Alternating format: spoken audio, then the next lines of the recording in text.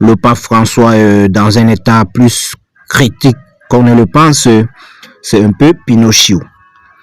À 88 ans, le pape François va-t-il se remettre de sa plus longue hospitalisation? Depuis le 14 février dernier, le souverain pontife est soigné à l'hôpital Gemelli de Rome. Ces médecins ont évoqué une pneumonie bilatérale ce mardi 25 février. Anne-Elisabeth Lemoyne a décidé de faire le point sur la situation en dévoilant dans ses travaux sur France 1 le contenu du dernier bulletin de santé du pape François. Ce soir, on nous précise que l'état de santé du pape est critique mais stationnaire. L'inquiétude est réelle, a demandé l'animatrice et à la journaliste et spécialiste du Vatican, Caroline Pigozzi. L'inquiétude est réelle, a-t-elle confirmé? Quand on est un vieux vaticaniste, on n'écoute pas tellement des communiqués officiels parce qu'ils sont un peu aménagés. De toute façon, ils n'ont le droit de ne rien dire. Les médecins sont tenus par le secret professionnel, a ajouté la journaliste. Ce qui est plus intéressant, c'est de voir que ce pape qui est là à ses côtés, c'est un infirmier. L'infirmier, c'est son infirmier privé. Alors que si vous avez un médecin, vous le partagez parce qu'il ne soigne pas que le pape. Le médecin, ça parle l'infirmière.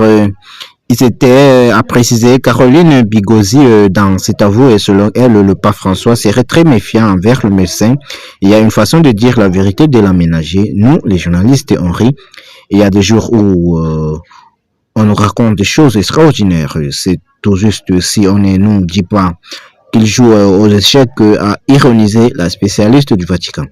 Il faut inventer un truc par jour, c'est un peu Pinocchio quand on le voit, a-t-elle conclu en faisant référence au personnage qui a inspiré le film de Disney en 1940 et dont le nez grandit à mesure qu'il ment. La journaliste n'est pas convaincue par le contenu des conférences de presse données par son médecin Sergio Alfieri. Toutefois, si Caroline Pigozzi a le sentiment qu'on ne nous dit pas tout au sujet de la santé du pape, elle estime que ce dernier est solide, il a un caractère très fort dont il ne s'écoute pas.